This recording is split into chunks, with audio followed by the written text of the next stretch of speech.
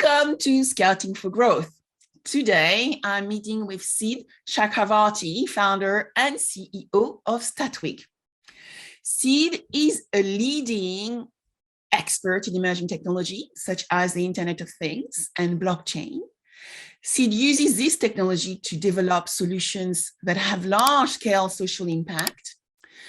And 6 years ago, when I met with Sid, Sid launched a company called StaTwig to record product journey across supply chains, from manufacturers to customer, to create extra layers of visibility, transparency, and authenticity. The StaTwig team has worked with amazing customers such as UNICEF, Gavi, the NASDAQ, and I'm sure I'm missing a lot. I think the World Economic Forum as well. And so Sid today has a lot to share with us. So welcome, Sid. Thank you, Sabine. Thanks for having me on your podcast. And, a question I ask all my guests is, tell us a little bit more about you, what you are doing, and what keeps you awake at night every day. So yeah, I'm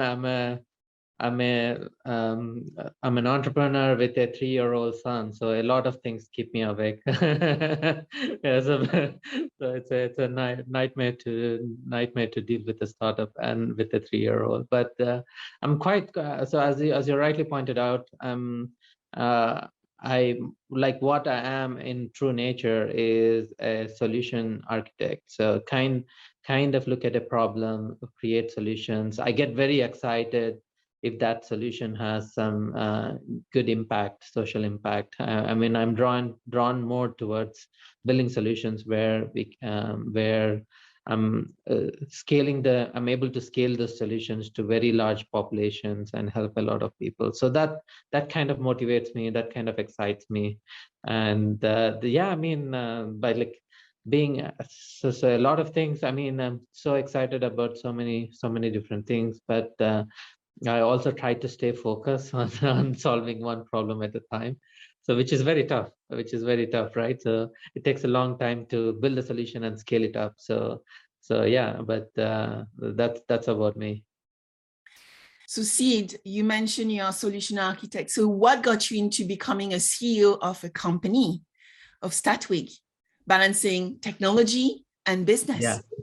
Yeah. So I was before this startup, I was working in Bay Area, California. So mostly for large product companies like Cisco. Then I quit and came back to India, where I'm from actually. So when I moved back to India, I started to just instead of starting something immediately, I just started to look at different industries in my city. And the interesting fact about my where I come from, Hyderabad, is it's a vaccine. It's not just vaccines, but it's pharma capital of the world. So nearly 30% of all the global drugs in the world get manufactured in this city, just one city. So that was quite interesting, and I had no clue about that when growing up, right? So when I got introduced, I got deeper into this industry, and then I noticed, I mean, there are some big problems. There are big problems in terms of not during the manufacturing, but these drugs and vaccines reaching the last mile to the people who really need. So there's a lot of problems in between where products get damaged, spoiled, they get stolen, sold in black markets. So I was at that kind of excited me to see if I can use my Bay Area skills to solve some real world problems. And yeah, that's how I started the company. So that's we picked vaccines. At that time, when we started in vaccine space, it was a very boring product. COVID made it very attractive all of a sudden. But at that time, it was vaccines was in no one's mind.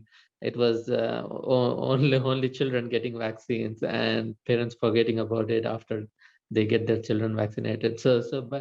But we started in vaccine space, just solving these problems very early on, and we received very good support from big organizations like UNICEF and Gavi. in this journey. And kind of COVID came into picture, and we were in a good place, in the right place at the right time. We already had a solution, built a solution, we're testing it. So it was ready to solve some big problems with COVID.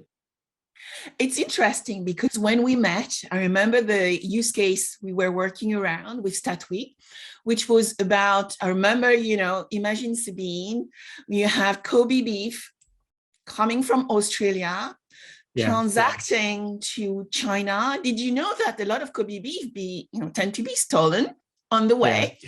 And then you actually explained to me how the blockchain is a way to track that Kobe beef and enable the the suppliers to make sure that the product ended up where it needs to be, so that everybody on that value chain got the reward they deserve.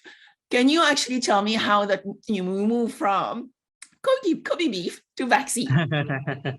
No, I mean, at the beginning of our company, obviously we were working on, I mean, we were looking at different use cases, right? So we had, well, there was a potential in a lot of industries with a lot of products, food, agriculture, life sciences. There still is a huge potential in all of those industries. But then at some point, we narrowed down. So we realized, hey, we're a small team. We can't focus on all the problems in the world. So we just have to pick one, and one that we are passionate about, one where the solution matters a lot, and where we have people ready to accept the solution, right? Because blockchain back when we met was like very early. I mean, no one really understood it. It was all confusing. I mean, it was like always mistaken for Bitcoin. So there was a lot of confusion back then. I mean, it's less confusing right now, but so we had to narrow down on one single area, so that we stay focused. We create some validation, we create some impact, so that we can scale. From there, we can probably scale into other areas. And vaccines made sense because of early support from UNICEF, which is the largest distributor of vaccines. So they distribute nearly 4 billion doses of vaccine. And when UNICEF said, hey, I mean, we like your idea, let us fund your project. So that was, I think that was a no-brainer for us to stay focused in one space. And it's great. We always say to founders, as you remember, focus, focus, focus. Don't try to go far too fast. And so it's nice to hear that you applied the Grow device. So tell us, how do you apply StaTwig, and I assume the blockchain, to vaccine? Yeah, it's to be, if you imagine, it's very simple. So let me talk about the vaccine supply chain. So all supply chains are similar. So there is a manufacturer who produces vaccines, and then they hand it over, they sell those products to a wholesaler or distributor, who then brings it to different markets in different geographies, and handed it over to the retailers. And the retailers finally sell it to the consumers. So there's a bunch of different stakeholders. There's product changing hands. There's transportation companies, warehouse companies, which store the product and transport the product in between. So if you can imagine a complex, very complex network of partners, so to speak, so who are working together to bring the product to the market, to the final consumer, right? So in this whole thing, I mean, they've been doing the business together for ages, but there's a lot of confusion. There's a lot of basically lack of interoperability, so to speak, when it comes to sharing information with each other. So I, as a manufacturer, I'm tracking the products when they're in my custody. When I hand them over to you, so you will be doing that in your business, in your locations. But there is no easy way to put that information together, so that we both have this end-to-end visibility of how the product is moving across the supply chain, right? So we figured a very simple model leveraging blockchain. I mean, this would have been possible. I mean, people might have thought about this solution maybe 50, 70 years before we came in, right? So it's I think, but the only thing which was lacking was, I think, internet access everywhere to implement this successfully, and lack of something like blockchain technology, right? So who can bring all of these stakeholders together? So what we're doing is very simple, if you can imagine. So you have this product, a vial of vaccine, right? So we create a digital ID for that product. So this digital ID is globally unique. And wherever you are, whoever you are, you type in that digital ID on a platform, kind of like a Google search. It tells you what product it is, where it is, right? Now, once we create that digital ID, we have touch points across the supply chains. So if you can imagine the supply chains as a big network, and each location, like for example, an airport as a touch point. So we have these touch points using our software. And as soon as this product vaccine moves from one touch point to another touch point, we get a lot of data about it. So we create a story. We kind of say, hey, this vaccine, its name is this, its profile is this. So it's traveling from this person to this person, this location to this location. This is how it is right now. It's quality, safety information. So we're kind of writing a story of that product as it moves along its journey from manufacturers to consumers. So that's our solution, and that opens a lot of doors, right? So this information was never available before. That opens a lot of doors to build new applications and new solutions and new business models on top of that data. So every vaccine, I assume, has an ID, and you're able to track it across its value chain. I assume you're able to track multiple value chains across the world to make sure it goes to its destination. Yeah, absolutely. And now that you can track, now that you have this network of touch points who are using your software, you can track a vial of vaccine, a bottle of wine, you can track a bag of rice. So it could be basically scaled to multiple things and from there on. So that automatically brings scalability into the system, right? Because if you imagine an airport, you can imagine the variety of products that go through an airport. So you can create story for all of those products as well. I mean, that means that, when you look at it from an insurance viewpoint, a big opportunity may lie into business interruption insurance, where you're able to track, to drive transparency, and actually probably improve trust around which premium organizations are being charged against, to actually deliver, make sure that products are being delivered. And if they are not delivered, you know exactly what has happened where. Absolutely. You're totally right. So, I mean, can be used by underwriters to figure out what is the risk for each supply chain, right? How much product is getting damaged? How do I write policy for that? You can prevent some of the claims from happening because you have visibility data. You can say, hey, from our data, there is going to be a failure in this supply chain because of XYZ reason, right? So we can prevent some of those failures.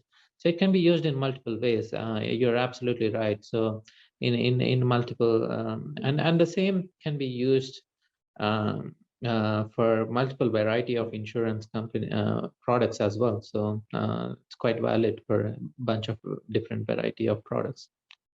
Wonderful. So I would love to actually stretch our conversation. We've talked about blockchain. I know you are an expert around the Internet of Things. The buzzword of the day, as you know, is the Metaverse and NFTs.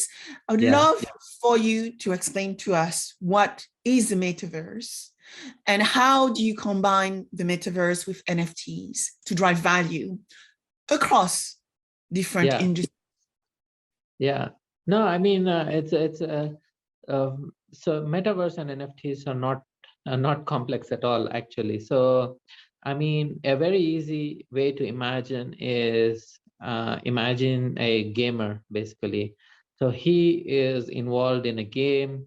So he is basically living in a game. So he is what his avatar is. He is basically talking to people in the game. He's talking to living in the game, buying things, selling products. So there's a lot of activity that people do in a game. Now, if you scale that up to non-gamers and everyone else, right? So imagine a world like an alternate world where people can just plug in and do what they want. They might prefer to do shopping or do partying or clubbing, and so it could be anything, right? So meet, travel, or build a home in the metaverse and buy stuff for the home. So it's, I mean, the possibilities are endless. So there's a lot of things that you can do.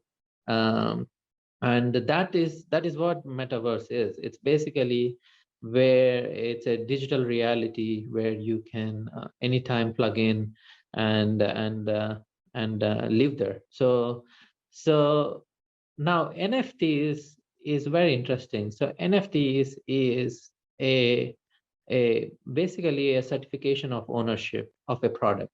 So it's basically a digital art, right? So all you're saying is maybe 500 million people might have the same digital art on their laptop, but there is one certificate which says, hey, this is the actual owner, right? Sabine bought it.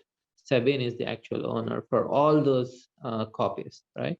So can you prevent all of those 500 million people from using it? No, maybe not. Maybe in the future you will, but you are the actual owner. So it's a basically a certificate of ownership, which gives you access to use that product, sell that product, brand that product, or use it for commercial, so many other reasons, right? So for example, a common use case is someone owning a digital art. So they're basically uh, starting clubs on Metaverse where based on your NFT, your NFT kind of acts like a key to open doors to like inner clubs within the Metaverse where you're allowed, where you can meet other similar NFT owners, and where you can socialize. So that's just the beginning. I think there's a lot that can happen.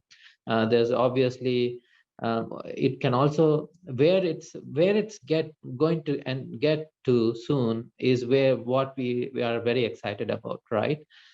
So far it's only have been on the digital asset side. So you can NFTs has been only been used for any digital art, memes, and so on and so forth. But there is a huge market out there where it can be used for physical products. Let's say, for example, I'm sure it's not, but Mona Lisa is on sale, and someone bought the NFT. Now, so they own the certificate of that ownership. Mona Lisa could still be in the museum, locked away safely.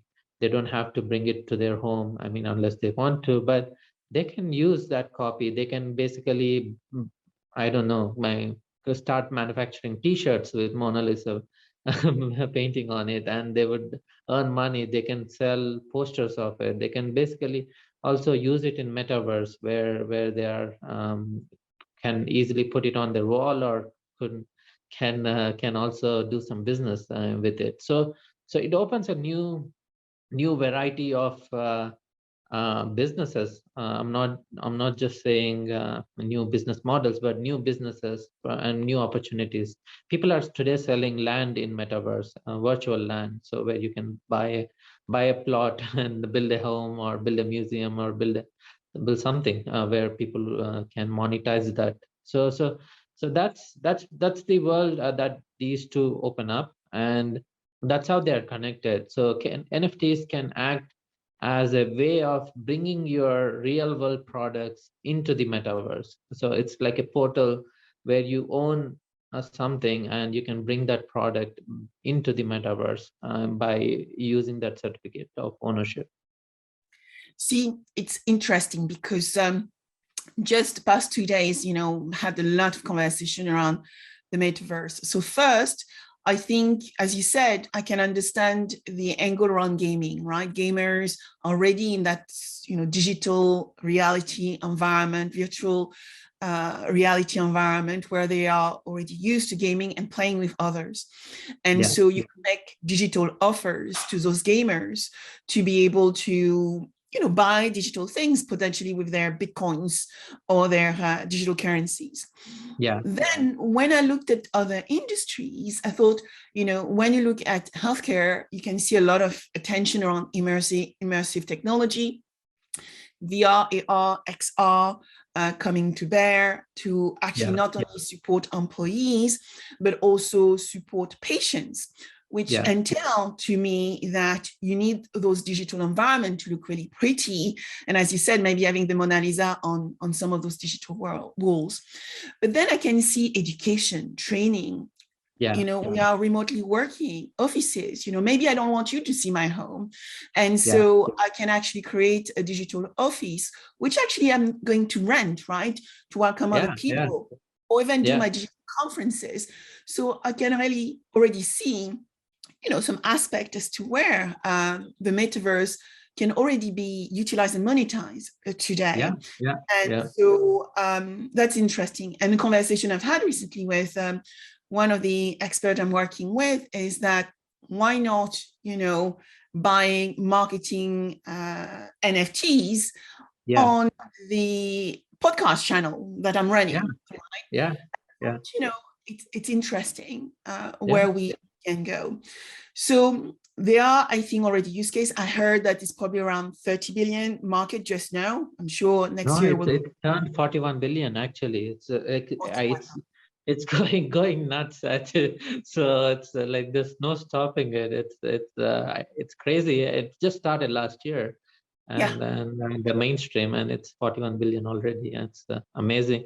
I mean, what like when you're talking about marketing, I mean, imagine also doing NFT for your time. I mean, you can say, hey, this is my 24 hours or in a month, so I can do one NFT for each hour. So you buy it today so that in the future you can use it whenever, right? So Sabine's time becomes very expensive in the future, so you buy it today so that you can trade it and it becomes more valuable. So today it's $100 per hour, so it can be $1,000 in a couple of months. So it can be used for anything. I mean, the limits are, I mean, there's no limits actually. So the more you can imagine, the more you can use it for.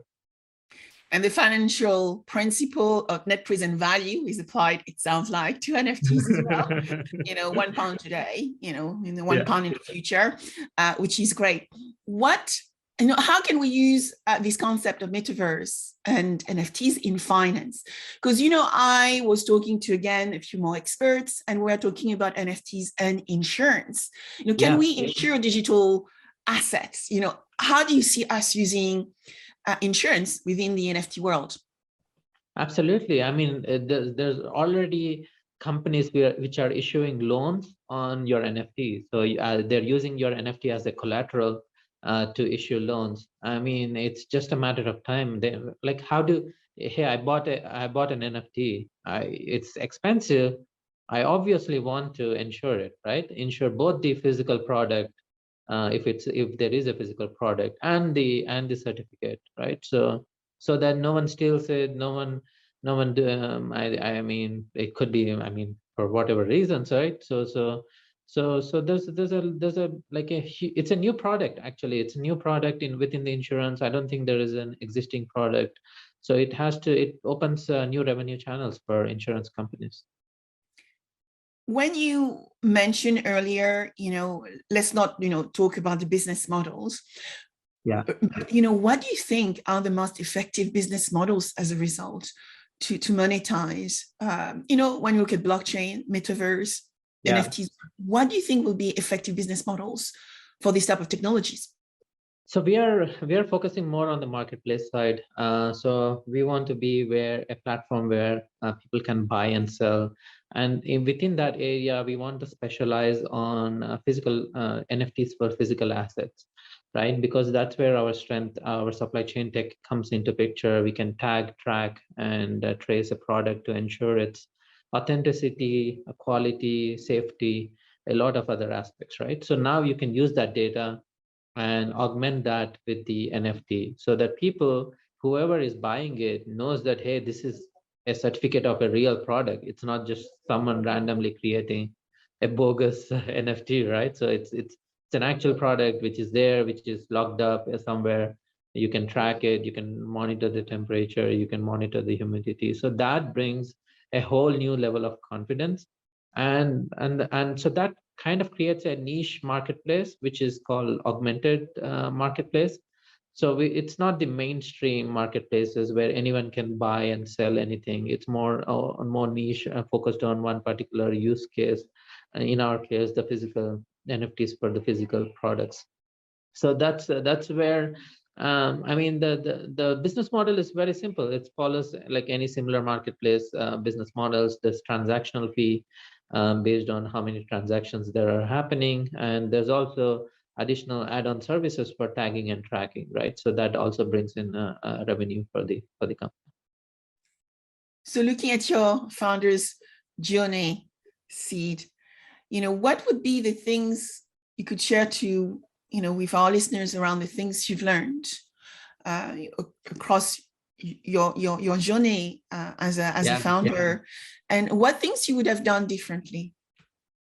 Yeah, I mean, so I just entered this blockchain space on the enterprise side, which was a very slow moving beast. So there were a lot of nights where I thought, hey, I should have just stayed pure blockchain, right? So not focus on enterprise side.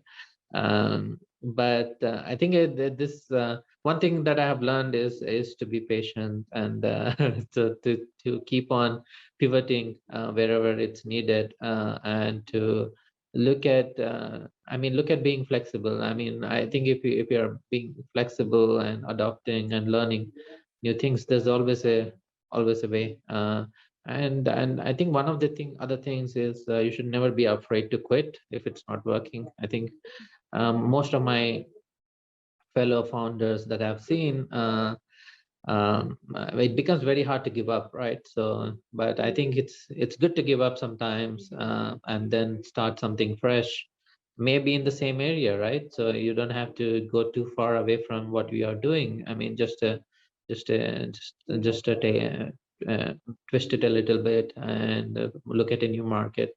So that kind of can make it work.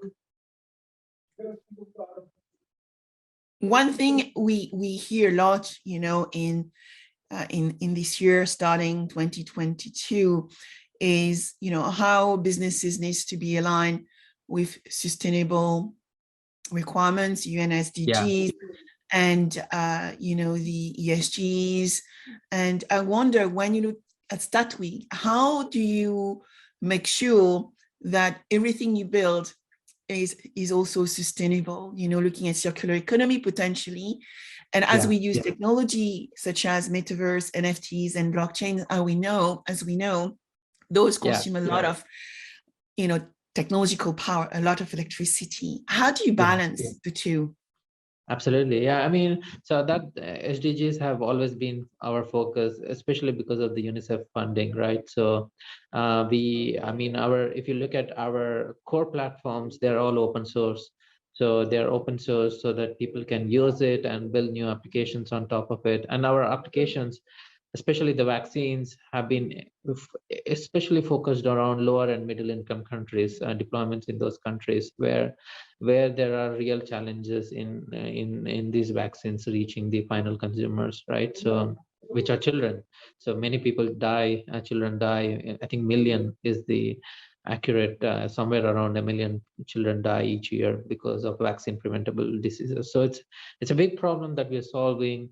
Even with NFTs, one of the reason why we focused on physical art is, I mean, especially in the lower and middle countries, if you're an artist, you are basically in the bottom of the pyramid, right? So you're bottom of the pyramid, you're earning like very small fraction of the overall like the cost of a painting. So there's so many middlemen in between who are basically taking a cut. the guy who actually produced it never knows at what was the final price, or has no market access, right, to sell their product. So that's where I think this also opens up doors, right? So they can create art, find a huge market, right? So they're not selling locally, they're selling globally, where people are eager to buy it and trade it. So the different thing about NFT from the traditional ones is, when someone was buying an art, they were buying it to store it, right, keep it. But here they're buying to trade it. So they were buying it for 100 bucks, and they want to make it 1,000 bucks, sell it at 1,000 bucks in a couple of hours. So I think that's, so every time that happens, there is a royalty fee that goes back to automatically goes back to the artist. So no matter how many transactions are happening, there's a like 5%, 10%, it's always going back to the artist who originally created it. So that has immense value. I mean, that is what artists were fighting to get from Spotify and other big companies as well, right? So hey, we want to earn what how many times we sell, right? So that's, I think it opens new doors. I think I'm quite excited. The costs on the electricity and the other side will go down. I mean, the early blockchains were experimental, so they were not built for keeping in mind a lot of these considerations around energy consumption and things like that. But there's a lot of improvement, and there's a huge research that has been happening to reduce that burden on natural resources, and that's I mean, I think it will change quickly. I don't think it will not. It will. I think the community has a very high focus around sustainability. So I think they will make this more efficient and less cumbersome. I mean, or a burden on the environment. So my last question, Sid, Yeah. what are the last words you would like to leave with our listeners and our audience today? Sorry, what was the word? Sorry. So what are the last words of wisdom Last word. you would like to leave with our listeners today? No, I mean, we're quite, we're quite excited about our journey, and we have always been lucky to get good support from different industries and mentors and advisors and investors. So, I mean, and we would be glad if some of the listeners would would join us on this journey, right? And so together we can make it even bigger. So. Yeah, that's my probably last words, is to join us on this and let's together make it big. So where can we find you, Sid? You can so you can find me on LinkedIn. You can email me at sidchaks, SIDCHAKS at StaTwig.com. So those are very quick ways to find me. Yes. Well, today Scouting for Growth was with Sid Chakravarthy. Thank you, Sid, for taking the time to share with us your wisdom on blockchain, NFTs, Metaverse, and supply chain management for vaccines. And I look forward to continuing following your journey. Thank you. Thank you, Sabine. Thanks so much.